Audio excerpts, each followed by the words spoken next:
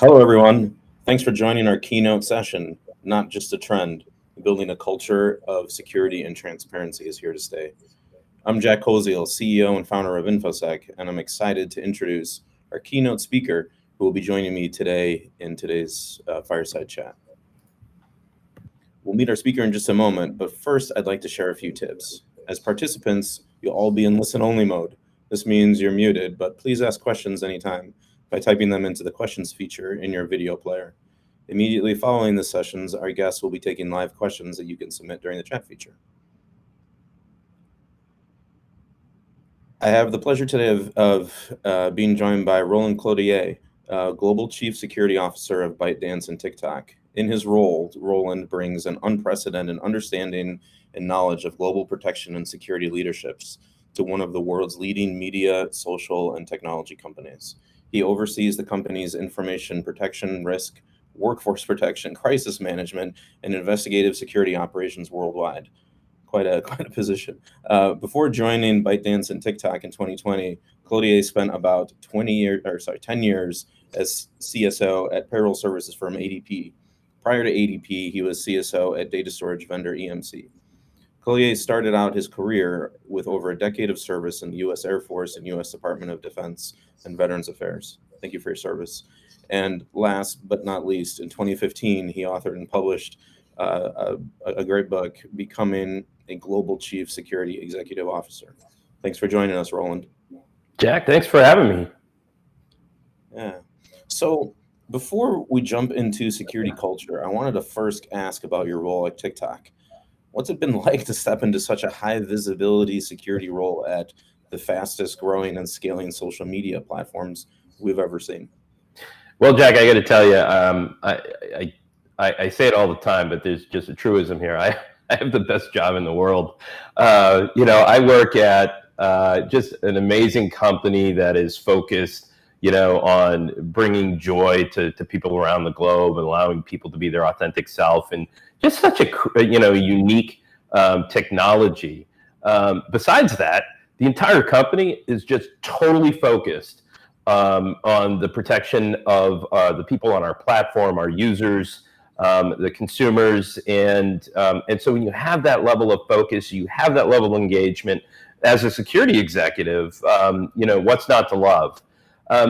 Truly, it's a lifetime opportunity for me to be able to build one of the most, the security program that supports, one of the most scalable technologies that have been fastest growing companies ever in the world. And like I said, I have that shared commitment from the company to go achieve what really no company has ever achieved before in this space, from a growth, from a technology, from a new technology perspective, and be able to deliver to market. So it's super exciting to be in my job right now. That's awesome. Yeah, great perspective there. What's the journey been like from when you stepped on board to where you're at today? So, it's interesting. TikTok's only like 3 years old, right? They're just a little over 3 years old, I guess. And I started less than 2 years ago here, and we're already at 1 billion monthly active users on the platform. So think about that for a second. The massive the adoption to our platform requires like an always-on capability from our security risk and privacy programs. And there's so many aspects of it with so many people from so many countries utilizing the platform. There's a lot of partners we have internally with our partners in privacy and legal and product delivery and media and so on and so forth. So that engagement, is really consistent. And what's great is that I have the ability as the Global Chief Security Officer to actually bring in external experts to help us review, test, and validate our defenses. So we're building and scaling this massive security organization. I think I have like 250 open positions right now, and that's on top of the existing program in place and not inclusive of what's coming next year, right? And so we need partners to help us to ensure that we're secure. And that we're doing the right things. And we have partnerships with other programs like HackerOne, who's helping us really manage a lot of how we take our products to market to ensure they're protected. And then I guess the last focus area I've been having as I've transitioned to this job is just building this capability to lean in locally. So we're building regional hubs, fusion centers in the US, Europe, and Asia, in alignment with our trust and safety hubs, as well as the integrations of the centers of excellence of practitioners in 19 different disciplines in my organization, across the globe. So it's been busy. That's quite amazing to get a peek into the scale and structure of the security org there. I guess can we pivot a little bit, and can you tell me how you and your team are building a culture of both security and transparency inside of TikTok as a whole?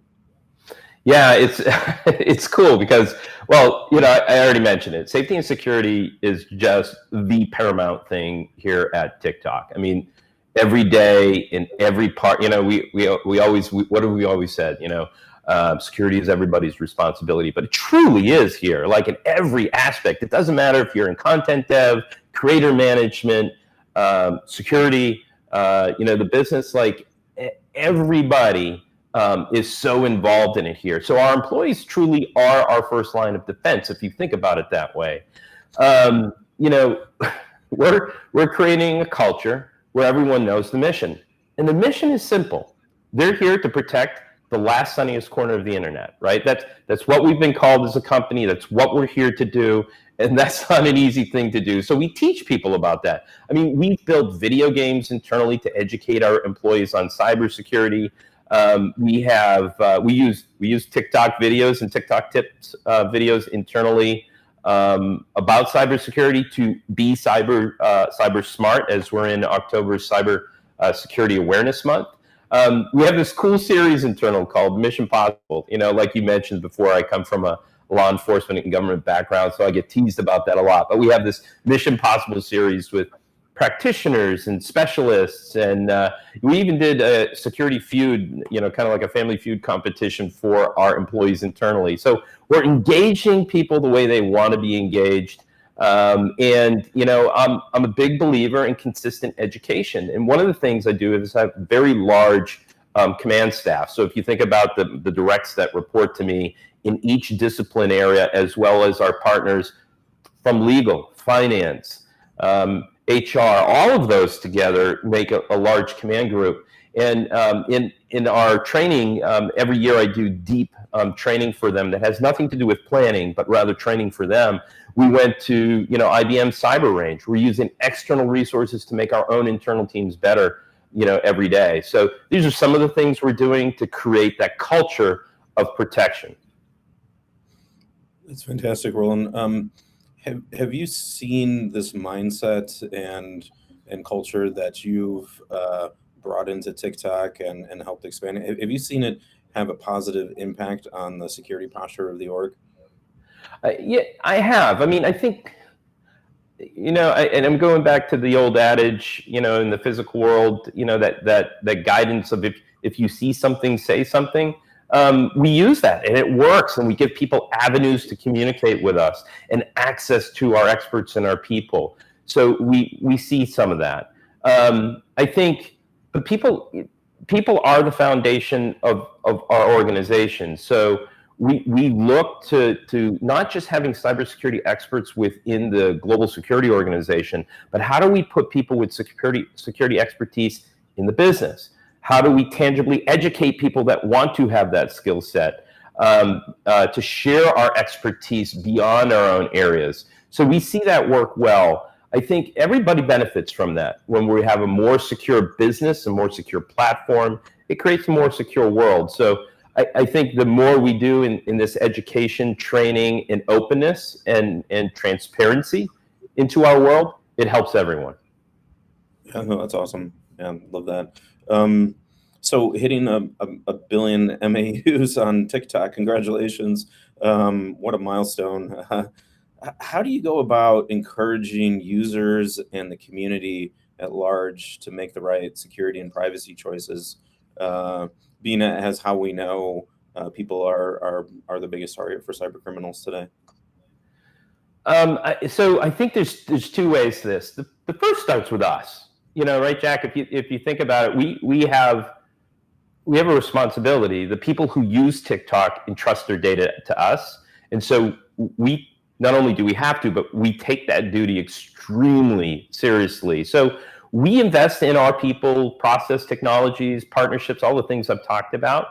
A big part of this is how we engineer security and privacy by design in our follow the sun approach to being able to manage that, the platform that never stops, right? Like it's crazy the amount of videos that process through and the creators that use our process 24/7 and how that infrastructure has to operate. So, we focus on that.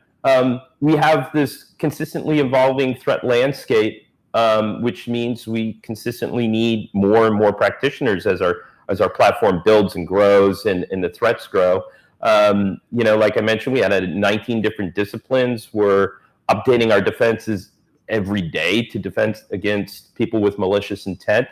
And we're building these state-of-the-art cyber incident monitoring programs and investigative capabilities integrated between cyber, digital crimes, and our trust and services organization through the use of these fusion centers. And then for our users, we're giving them education. We're putting tools in their hand that they can use on platform to make good, smart decisions about the privacy and the security of their information. We're giving them new tools in product to protect their accounts. And we're also giving training. We're pushing training out through our Be Cyber Smart initiatives in partnership with entities like the National Cybersecurity Alliance and others. So a lot of work going on in this space right now. Yeah, that's amazing. So in your career, you've transitioned from one of the largest B2B companies with ADP, and then over to now one of the largest consumer companies.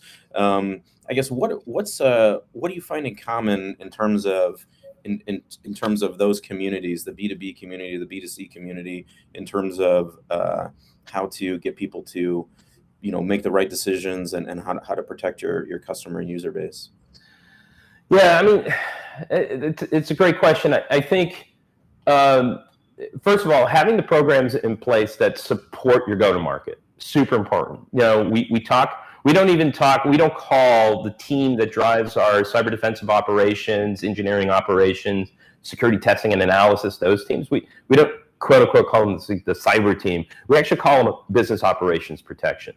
So I think when you take a business approach, you take that business model approach to understanding how does my business operate? How do you monetize your business? How do you deliver it to market? Who are your competitors? What are the technologies that support each part of your value chain? That's the basis on how you do a good job and keep consistency around delivering security through the entirety of the business. And it doesn't matter if you're, what industry you're in. You're going to have different regulatory requirements, critical infrastructure requirements, things of that nature. But as long as you understand your business, understand the consumer at the different portions of it, hey, you might be in a multi-diverse industry manufacturing entity that has technology, health, and finance. I mean, think about a company like GE or one of those that is extremely diverse. You're going to have to set up base security programs that support the entirety of all of those, but each division or group can focus on their go-to-market, and that's how we do it here. Yeah, no, that's great perspective.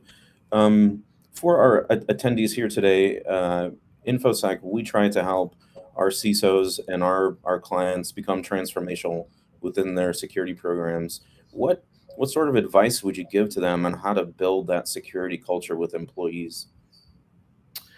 Listen, one is first, be transparent. Like nothing we're doing is secret squirrelish. Matter of fact, I hate to say it like this, but security's kind of sexy. Like people want to see kind of what's behind the green curtain, right? And so show them all the work it takes. Get them excited about what you do for them, right? I think that's one thing is just be open and get them involved. I think the second thing is explain to them how it impacts their business or their lives. I always use this analogy. being a former cop, it just pops up. Like, if you don't tell people that it's, against the law to blow a stop sign, they're going to blow stop signs, right? Like, if it's not part of your laws and you educate people why, they don't want to do that, people are going to blow stop signs. So explain, why certain things are bad and how it impacts them or their job or the future of the company. Like, not just be transparent, be educational. Educate the entire organization on the values and the opportunities of cybersecurity, and how it helps us in the market, how it helps us get to market faster, how it helps us to be able to compete in different markets we couldn't be before. So be that person. And as I would talk to security leaders directly, think about security as a differentiator. Things like converged security, where you can bring multiple disciplines under one hat, and you can understand and be a true educator back to the business on how risk is impacting the totality of the organization. And remember, we've got a lot of regulations and regulatory stuff out there we have to abide by, and so we need process and procedures, but don't overdo it. Let's create processes so we effectively implement the things we need to, but don't do it for process or regulatory sakes. And then my last word of advice to integrate the business and the people into what you do, I think is, I'm a former Boy Scout. I don't know if you just like a Marine, are you ever really a former Boy Scout? But, always be prepared, right? So table talk exercises, crisis response drills, scenario training. Start with your top 5. Go to the top 10 bad things that can happen to your company. Go to the top 20. And remember, it's not just about a cyber attack or DDoS attack or what have you. Maybe it's a catastrophic incident. Maybe it's a physical security incident that impacts your people. Maybe it's a hurricane or a tsunami or, whatever it is. Practice that and involve the people in the business that are really going to be the decision makers, from your CEOs to HR to, your legal partners to your procurement people. Bring them in as part of people that makes these decisions and operate, and you'll have this integrated capability as a company. Yeah, that's some great advice about being integrated with the rest of the business and being a partner, rather than the traditional department of no. So really appreciate that. Can you give us a little introspection into what do you think the future is going to be around security, culture, and transparency? Do you think this is going to continue to be a topic that boards care about? That's a high level concern, or do you see us as an industry making enough progress where we start to sort of put ourselves out of business and it becomes less of a concern within organizations? At a culture perspective, we're already seeing the requirements, right? So we see, not necessarily in my space, but certainly in regulated entities that I've worked in before. There's actually, discussions going on about, are you proving that you're making your company a culture of security? I don't think businesses can operate in the future without that being as a core part of how they measure their quality. So my guess in the future for this is that security, in the culture of security, integration into your business operations will simply be, securities will be measured as a component of quality.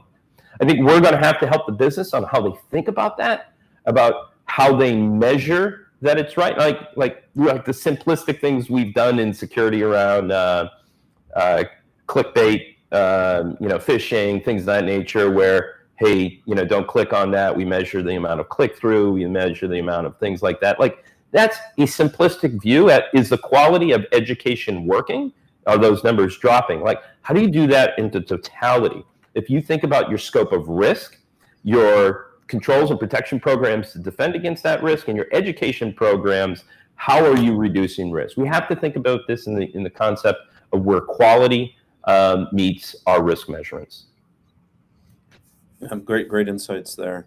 Last but not least, can you share your favorite TikTok trend you've been a part of? But before you answer that, we've got a clip to play, courtesy of your team here. It is Cybersecurity Awareness Month after all. Did you know that over 90% of data breaches start with phishing? Attackers often try to reel you in with legitimate-looking emails that may appear to come from a trusted source. Don't take the bait. Avoid clicking on suspicious links or attachments. Drop our security team a line anytime an app to report a potential phish. Now, if you'll excuse me, I've got some real fish to catch.